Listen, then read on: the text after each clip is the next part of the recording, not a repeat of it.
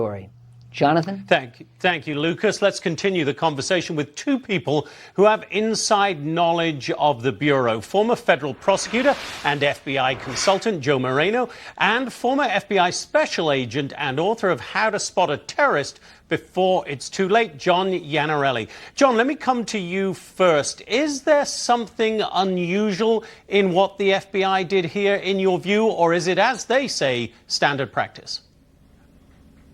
Well, Jonathan, believe it or not, it's pretty standard practice. The FBI has relationships not only with social media, but think of all the cell phone carriers. They're routinely asking for information through legal process, and it's within the confines of the government to reimburse companies for their time and expense. Now, Twitter had been providing information for free, but somewhere along the line, they decided to start charging for their time and efforts.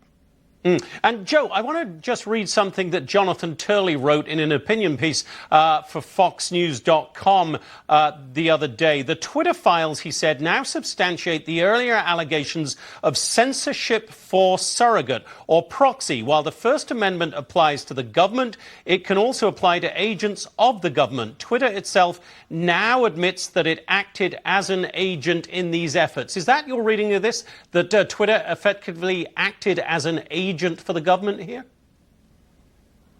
Jonathan, I'm second to no one in my admiration of the FBI as a law enforcement and counterterrorism agency.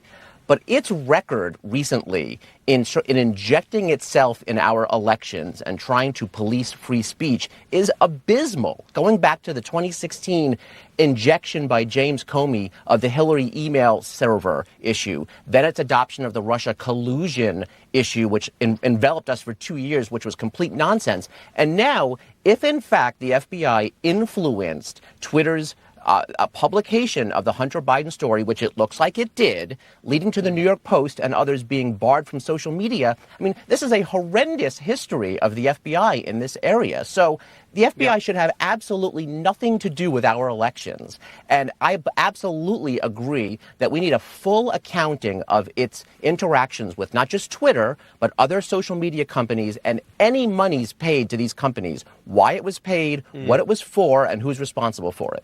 We'll see if we get that kind of accounting. I want to get your guys' thoughts as well on the latest developments in the collapse of the cryptocurrency company FTX. Sam Bankman-Fried, the CEO, former CEO of that company, arrived here in the United States tonight, just having been extradited from the Bahamas. And now two of his former colleagues, two very high-ranking former colleagues, Caroline Ellison and Gary Wang, the co-founder, facing multiple charges, each of them. John, so we assume there, as we look at those charges against the two of them, they've done a deal here and they're about to turn on their former colleague and I guess their former boss, Sam Bankman-Fried?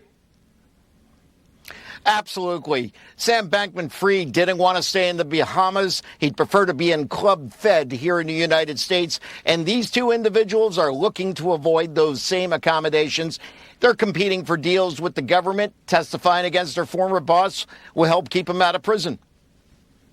Joe, what do you think is the outcome here for Sam Bankman-Fried? And perhaps even more importantly, what is the outcome for the customers whom he allegedly defrauded? Yeah, it's not a great outlook, Jonathan.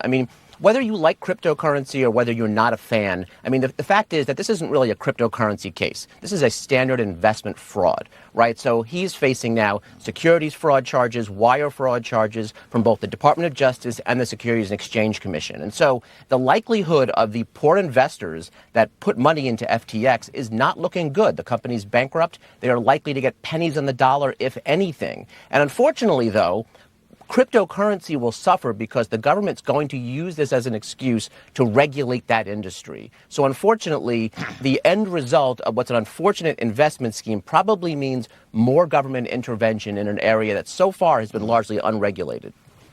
All right, Joe and John, thank you both very much for being here this evening. Merry Christmas, happy holidays to both of you. Now, Hollywood's not so hot year, plus the latest on Elon Musk's Twitter